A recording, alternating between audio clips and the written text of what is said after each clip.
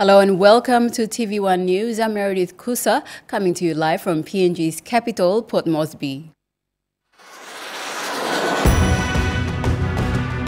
In this edition, police officers protest over delayed relocation, report on Bougainville issues expected in Parliament, and Townsville embraces business ties with PNG.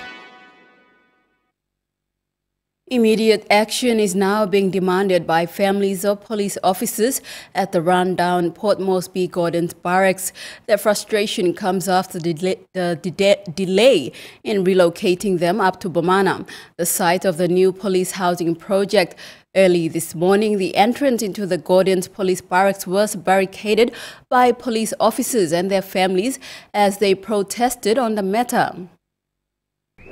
As early as 4 a.m. this morning, family and children of police officers residing here at Gordon's Barracks were protesting for the issue of accommodation. This comes after grievances had been built up following a very long wait ever since the condemnation of the police barracks by Police Commissioner in 2016, as it was established unfit for human inhabitant by health inspectors. Not only is the single barracks in no state to house officers, the nearby houses in the barracks are also lacking proper maintenance for the last 20 years. Children of police officers chanted and held up placards with writing illustrating their cry for better housing.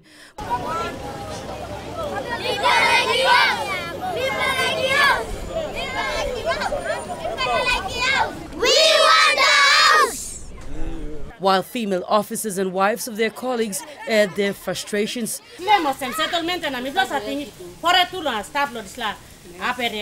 These went on for hours. Even police vehicles were stopped from refueling for the day's duties by an angry mob. At around 8 a.m. this morning, NCD Central Commander Sylvester Calout and the NCD Metropolitan Superintendent arrived to address them. The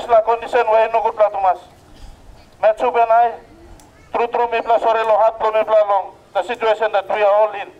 Now, Barracks Committee by Sinan confirm him. You families will forcefully move into the houses. For your houses, government issue where people are commanded by explaining.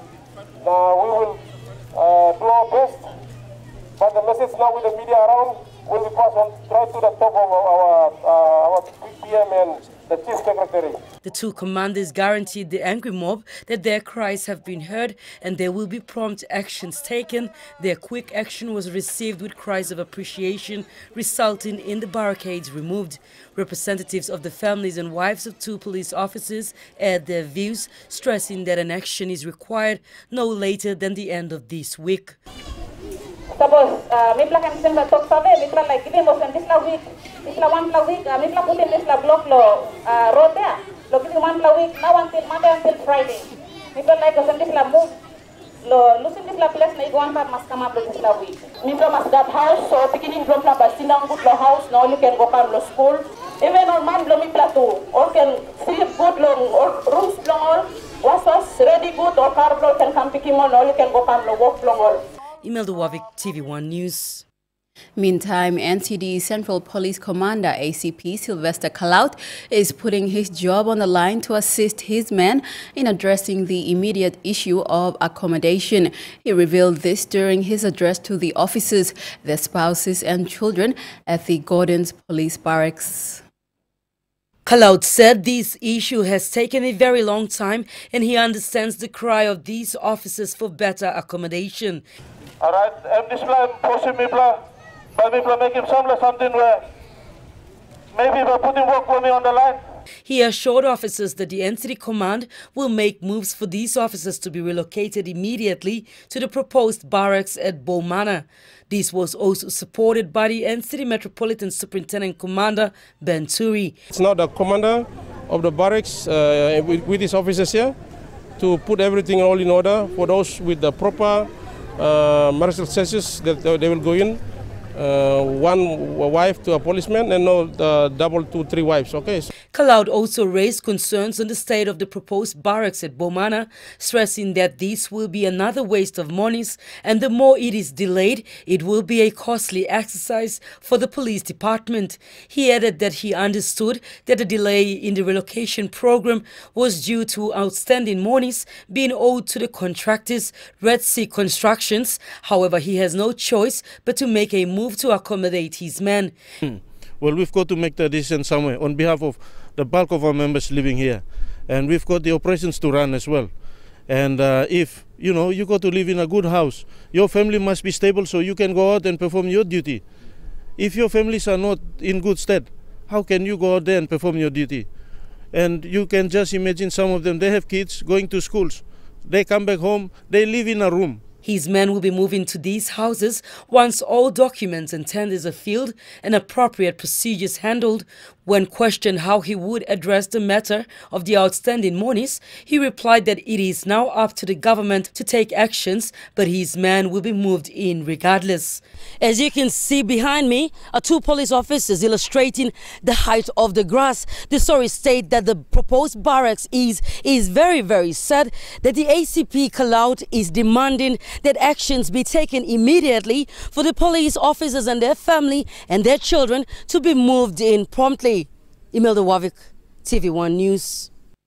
And despite directives from the NCD command and the officer in charge of the police barracks calling on the police personnel to wait for proper procedures to be followed before moving into the new houses at Bomana, the police officers went up to the proposed barracks and started marking houses at around 2 to 3 this afternoon.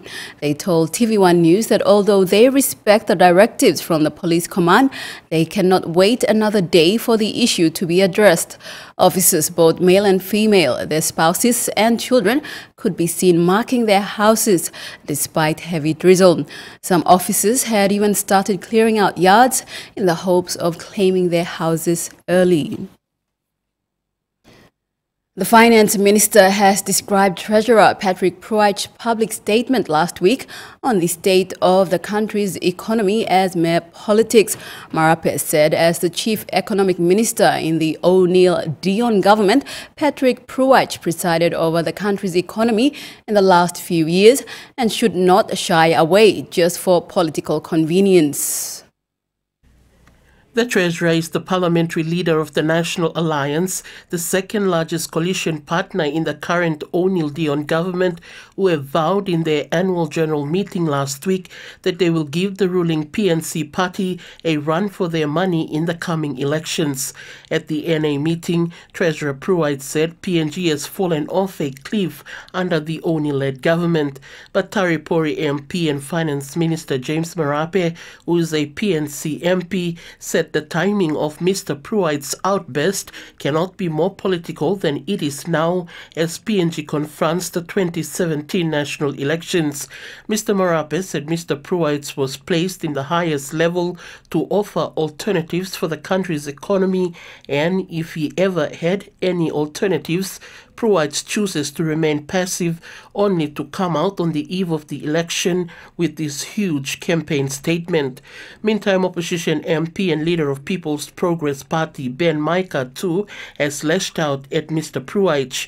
Mr. Micah said Mr. Pruitt's turnaround was a little too late and of no significance, knowing he and the Prime Minister had always been at the helm of the country's finances. I ask my good brother, the Treasurer, if you are not happy with certain things in the government, pack up your bags and also leave. There is no point staying in there and complaining, knowing very well that your complaints will not be addressed and you may be potentially sacked. Glenda Popo, TVWan News.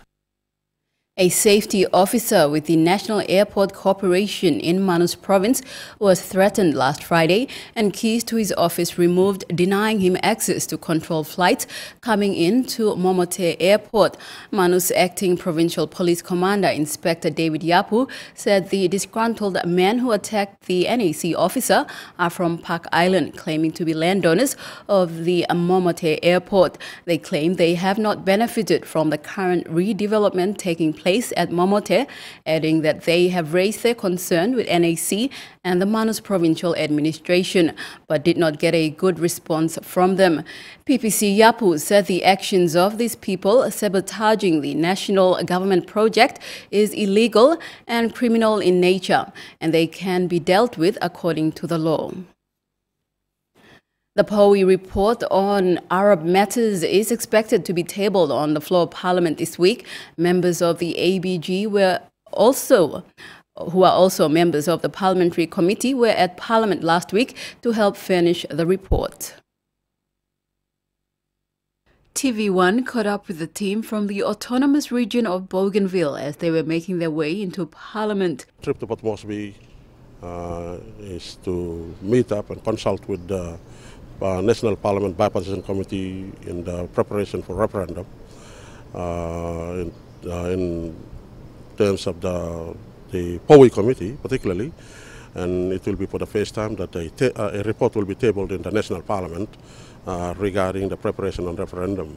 In October 2016, the Bipartisan Committee, headed by William Poe and other MPs, including Joe Sungi and Jim Cass, travelled to the autonomous region of Bougainville, where they did extensive consultations for 1 week.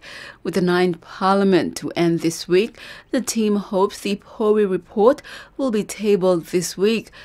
We have, very limited timing in which we must be able to carry out the public civic education awareness on the people, to the people in Bougainville, so that they know exactly what they'll be voting for. The Bougainville issue continues to remain a sensitive issue to date, and very little debate has been held on the matter on the floor of Parliament.